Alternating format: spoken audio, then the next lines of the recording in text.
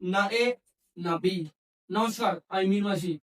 কটুকথা বিকাশ সিরিজে ডকের পাঠশালায় আপনাকে স্বাগতম।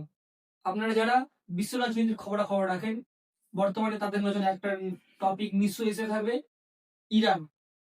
বর্তমানে ইরানের অবস্থা খুব আশঙ্কাজনক। বর্তমানে ইরানে বিদ্রোহ চরমে পৌঁছেছে। ইরানের অর্থনীতি পুরো ধসে গেছে। ইরানের কারেন্সি ক্র্যাশ করে গেছে। বর্তমানে $1 এগেইনস্টে প্রায় 42,000 ইরানি রিয়াল পাওয়া যাচ্ছে। যারা মার্কেট সম্পর্কে অ্যানালিসিস করেন, তাদের নজরে আরেকটা জিনিস চোখে আসবে। বেশ কিছু ক্ষেত্রে $1 এগেইনস্টে প্রায় 13,50,000 পর্যন্ত রিয়াল পাওয়া যাচ্ছে। এই ইরানের ধসে যাওয়া অর্থনীতির বিরুদ্ধে সেখানকার স্থানীয় ব্যবসায়ীরা দোকানপাট বন্ধ করে প্রোটেস্টে নেমেছে এবং পরবর্তীকালে এই প্রতিবাদে সামিল হয়েছে সেখানকার ইউনিভার্সিটির ছাত্রছাত্রীরা।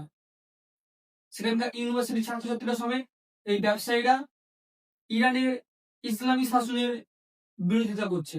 তারা ইসলামী শাসন থেকে ইরানকে বারোটা নিয়ে আসার চেষ্টা করছে। ইসলামী শাসন কিভাবে ইরানকে ধ্বংস করে দিচ্ছে আপনারা জানলে অবাক হবেন।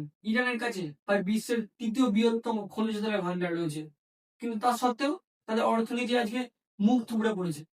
এর পিছনে অবশ্য আমেরিকার আরোপিত স্যাংশন এবং পশ্চিমের দেশগুলো আরোপিত বেশ কিছু স্যাংশন দায়ী রয়েছে। ঠিক তেমনি সমানুপাতিকভাবে ইরানের সরকার এর জন্য অনেকাংশে দায়ী। ইরানের সরকার প্রতিনিয়ত তারা নিজেদেরকে যুদ্ধের সঙ্গে যুক্ত করেছে। সেটা আমেরিকার সঙ্গে যুদ্ধ হতে পারে, এবং আপনারা অনেকেই জানেন যে ইরান কিন্তু অনেকদিন ধরে ইসরায়েলের সঙ্গে পক্ষে যুদ্ধ করে আসছে। এর ফলে তাদের প্রয়োজন বহুত পরিমাণে টাকা। আর এই টাকার যোগান দিতে গিয়ে তারা প্রতিনিয়ত তার নিজেদের সাধারণ পাবলিকদের উপরে ট্যাক্সের বোঝা চাপিয়ে গেছে, যার ফলে তাদের সাধারণ পাবলিক আজ রাস্তায় নেমেছে। ইরান সবসময় ইম্পোর্ট করে গেছে।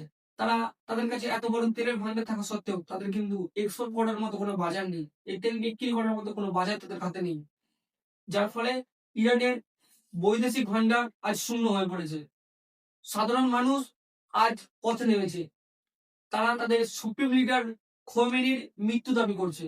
আপনারা জানলে অবাক হবেন, এই সাধারণ মানুষই কিন্তু ইরানের এই সুপ্রিম লিডার খোমেনিকে তার বিমান ভাড়া করে তার দেশে নিয়ে এসেছিল তার ইরানের অর্থব্যবস্থাকে সুদে তোলার জন্য। কিন্তু আজ ইরানিরা এই ইসলামী ভণ্ডপনার বিরুদ্ধে পথে নেমেছে। তারা এই ইসলামের ব্যারাজাল থেকে বেরিয়ে এসে নিজেদেরকে আবার নতুন করে স্টেবল করতে চাইছে। যদি আমার ভিডিওটি ভালো লাগে থাকে অবশ্যই পাশে থাকবেন।